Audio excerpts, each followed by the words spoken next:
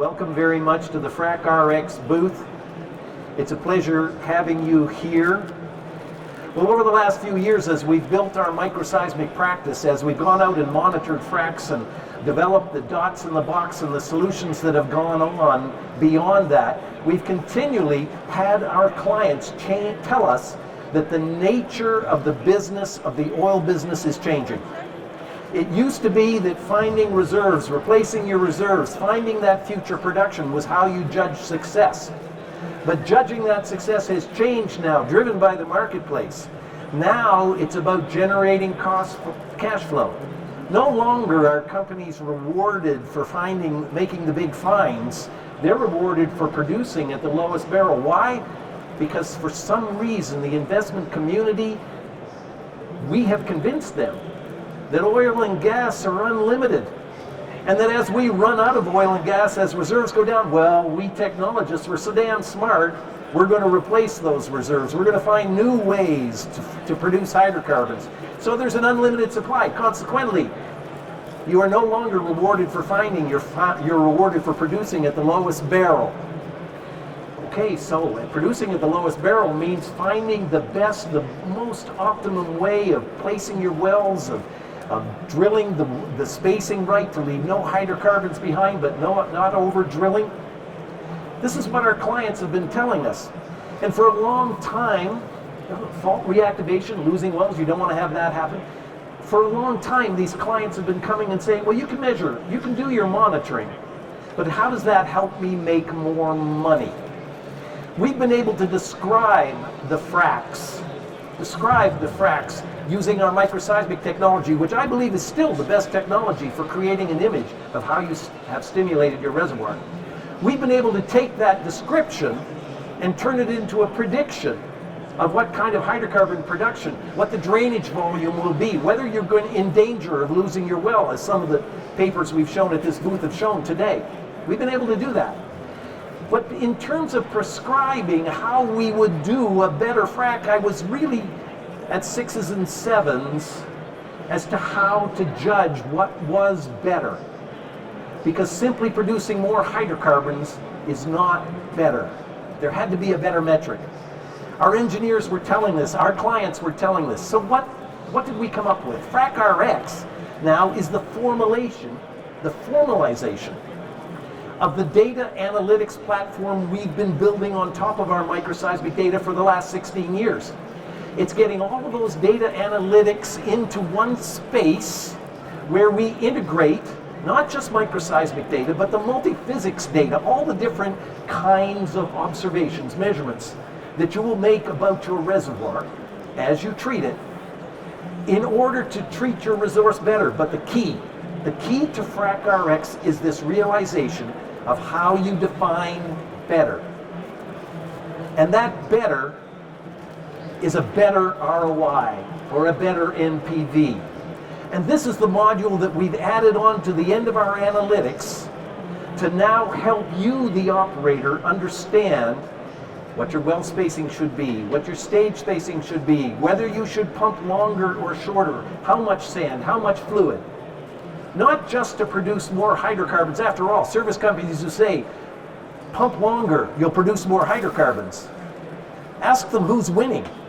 Is it the service company pumping, or is it you, the operator? Are those hydrocarbons you're going to get paid for what you just spent with the service? All right. So,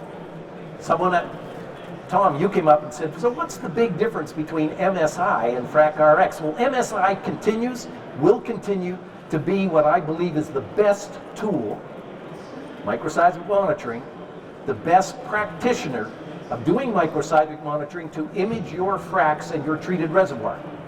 But on top of that, we've separated out all of the analytics that go towards building an image of that reservoir, a prediction of what you will produce, and an analysis of the economic return on that production to find the sweet spot in your production analytics. That is FracRx. That still goes back to our original tagline for this company. A better frac makes for a better world for you, a better world for your company. All right, so MSI and FracRx, what's the distinction? MSI will continue to provide microseismic monitoring, the dots in the box, the moment tensors, and everything, all the attributes of those microseismic events. But that's where we then take off into FracRx to provide a description of that treated reservoir, as I said, a prediction of how the reservoir is going to perform in the way that you've treated it, and a prescription for increasing your NPV. How does that work for you? Well, we start by building the model. At FracRx, we may have microseismic data. You may have legacy microseismic data. You may have DAS data, fiber data, DTS. You may have data from some of our competitors. Anything that sheds light to allow us to build a model of the treated reservoir, we will incorporate into our analysis. We will take your economic data as well. What it costs to drill the wells, what it costs to treat the wells, what it costs to dispose of the water that you produce, all of those costs will build into an economic model. So we'll have a reservoir model, the best model of the stimulated reservoir that we can derive with all the data that you have available. We'll have an economic model based on your price deck and your costs that you're experiencing for completing those wells. We'll perform a reservoir simulation to predict the production and do scenario testing to find out what is the best way that you should develop that reservoir. This is the FracRx machine. We have the engineering, geological, and geophysical data feeding into the descriptive model of your reservoir and predicting the hydrocarbons you're going to produce. But that's not enough. That's where we used to stop. On the other side, we'll take all of the financial data, as I said, and put it into an economic model, and we'll run scenarios. Scenarios on well spacing, scenarios on stage spacing, scenarios on how long you should frack, and find the sweet spot in the economics for how you should go forward. Now, a lot of you companies, bigger companies, do this already. But I suggest that there are some smaller companies who will need us to do that. There are some larger companies who will like to have the detail of the model that we will build into their economic modeling. Let me show you an example of something we did for an operator out in the Midland Basin. In the Midland Basin, or in the uplift, the Central Basin uplift. It was a paper that we actually published a year ago, working with Element Petroleum, and it really crystallized this opportunity in my mind. Working with Element Petroleum, they actually had a model. We monitored one well, the first well in the field, a science well. And we developed from that one science well an idea of how that well would produce over time, what the drainage volume would be, what the hydrocarbons would be. They had the intention of drilling 4 wells per section. So we took that 4 well per section model, put the single well, replicated it 3 times so that there were 4 wells, ran the model of what would be produced, and ran the economics of that model. And we decided to scenario test, so we ran 6 wells. And we ran 8 wells. Now when you went to 6 wells, strangely enough, you got almost 50% of the production. More production than you did when you ran the 4 wells. That makes sense. When you ran 8 wells, you actually got about another 12%. However, the 43% actually paid for itself. Now, it didn't cause a 50% uplift in NPV, only a 28%, because you had to write off the operating costs, the cost of completing those other wells, disposing of the fluids. So a 50% uplift in wells, a 50% uplift in hydrocarbons, but a 28% uplift in NPV. When we ran the 8 wells that got you an extra 12%, you didn't pay for those extra 2 wells. Your NPV went negative. So the solution was, the sweet spot was 6 wells, not 4. And that in a nutshell illustrates what FracRx does for you in terms of our analysis. It doesn't stop by saying, hey, you can keep increasing the amount of hydrocarbons, just drill more wells. No. It looks for the efficient frontier of producing those hydrocarbons, and it measures better as an economic measurement. So there are two use cases for FracRx. The first use case is as we just outlined here, where you start with maybe a science well, or maybe you haven't got any wells drilled. And you run the forward modeling to predict, based on 4 wells, 6 wells, whatever you think, based on whatever your stage spacing, based on whatever reservoir model you have, maybe it's only type curves from the area, you run that analysis to decide how you're going to treat the well in the future. You probably do that in-house. We might be able to help you. We might, if there's microseismic data available, help you build a better reservoir model. But this is the use case before you go into the development scenario. Once you get into the development scenario, you've decided on a template. This analysis comes up with a template. That's what I'm going to do when I go forward.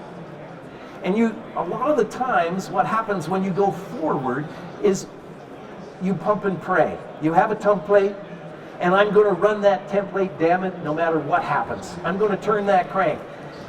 You say to the field, just like Henry Ford used to say to his customers, you can have any color you want as long as it's black.